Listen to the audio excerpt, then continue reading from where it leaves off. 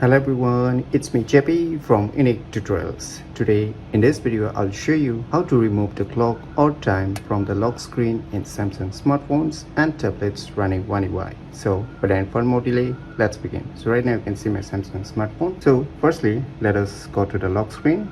So right now you can see the clock or the time is present. So how you can hide or remove this clock from the lock screen. So for this, just go to the settings and just scroll down below.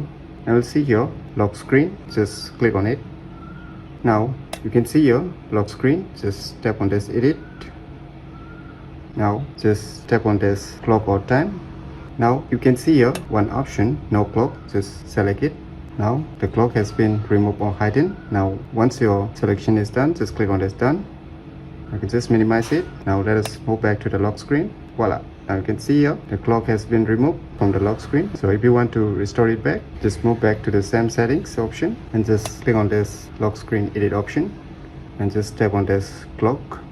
Now select the respective clock style that you want to show up. So once your selection is done, just click on done again.